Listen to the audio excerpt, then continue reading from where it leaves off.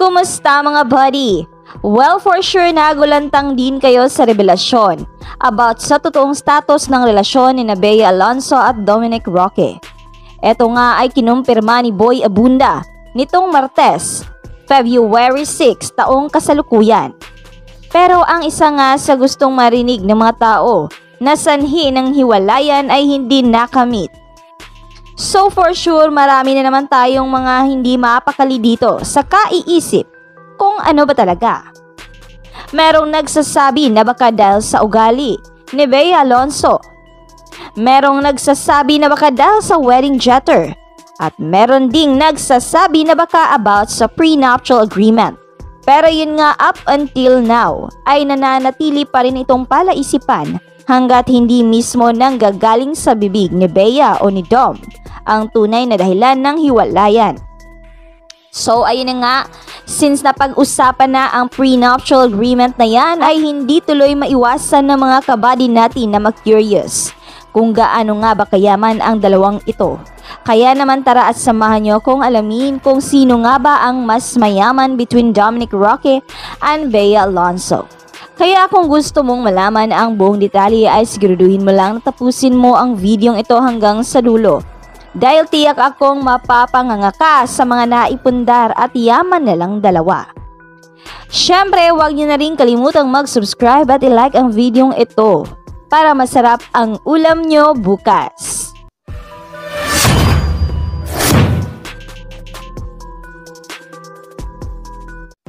Well, for sure marami ang magsasabi dito na obvious na daw kung sino ang mas mayaman. But alam nyo mga buddy, hindi naman lahat ng tao sa Pilipinas ay updated sa showbiz industry. Tsaka hindi ka din naman nakikurious kung anong mga naipundar nila. Anyways, ang videong ito ay para lang sa curious about how rich is Bea Dom. So kung alam mo na at alam mo na din ang mga naipundar nila, this is not for you. So okay mga buddy, let's start at unahin na natin si Miss Bea Alonzo. Si Bea Alonzo Philbert Angeli Ranolio Fajestrom sa totoong buhay ay isinilang nga noong October 17, 1987 at siya nga ay kasalukuyan ngayong 36 years old. Isa ngang British ang ama nitong si Bea, ngunit sad to say dahil nga nasa sinapupunan pa lang siya ay tinakbuhan na siya agad. Pero yun nga, kahit walang tumatayong ama sa kanya ay hindi ito naging dahilan o hadlang para di siya magsikap sa buhay. Kaliot kanan din talaga yung naranasan niyang hirap para lang makamit niya ang marangyang buhay na meron siya ngayon. At yun nga, nagbunga naman ang lahat ng ito. Patungkol naman sa usapang yaman ng nag-iisang Bea Alonzo ay ayon sa mga net worth articles online ay mga nasa $6 million ang estimated net worth ni Bea Alonzo noong year 2021 kung saan kung i-convert natin yan into Philippine money ay pumapalo ito ng nasa 300 million pesos. Pero that was year 2021 guys. Pero ngayong 2024 ay marami na nga ang mga nakikitang articles na nagsasabing ang estimated net worth ni Bea ay nasa 1.1 billion to 1.4 billion pesos. Well, mga estimated lang din naman yan base na din siguro sa mga nakapublish niyang assets online like business, investments, contracts, endorsements, vlogging, at marami pang iba. Kaya yung net worth na yan ay maaring mas mababa o mas mataas pa dyan ang exact net worth ni Bea Alonzo. Talagang siya lang ang nakakaalam ng exact na meron siya. Ngayon, heto naman ang mga naipundar ni Bea Alonzo. Meron nga siyang bahay na may lawak na 600 square meters at 900 square meters. Grabe ang lalaki ng mga bahay na yan, buddy. Meron din daw itong dalawang condo unit sa Tagaytay at Pasig na mga nasa estimated ito na 10 million ang halaga. Heto naman ang mga sasakyan ni Bea Alonzo. Meron siyang Ford Lane cabin na nagkakahalaga ng 2 million pesos. Ito yung ginagamit niya as taping van. Or shall we say it's her artista van. Meron din siyang Toyota Hiace, Super Grandia na nagkakahalaga ng 2.9 million pesos. And for sure, may iba pang sasakyan na hindi na ipinaalam sa publiko as privacy purposes na din siguro.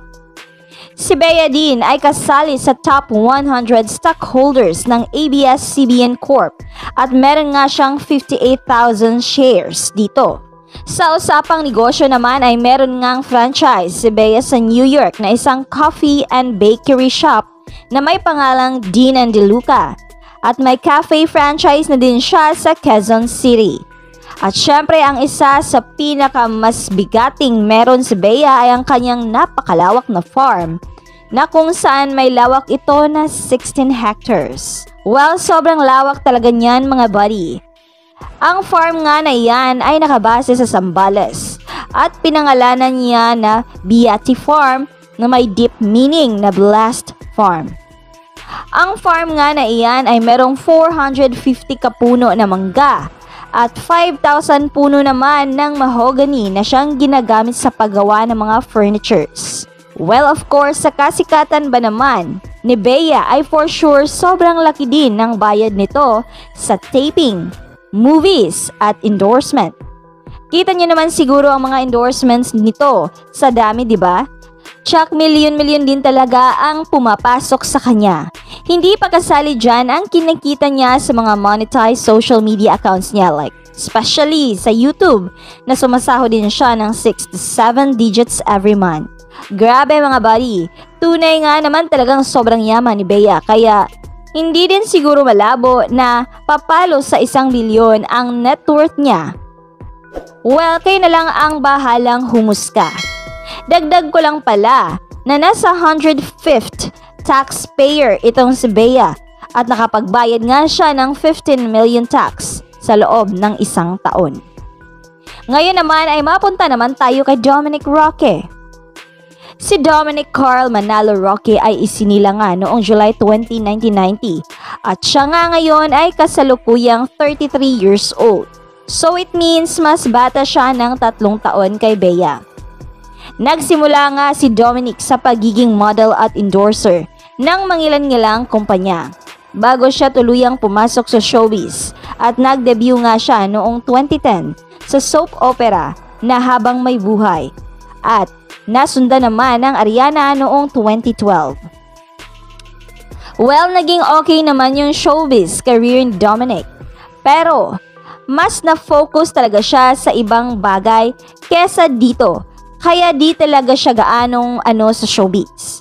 Pero, ibang usapan naman ang business dito. Well, ang mga magulang ni Dominic Roque ay parehong negosyante.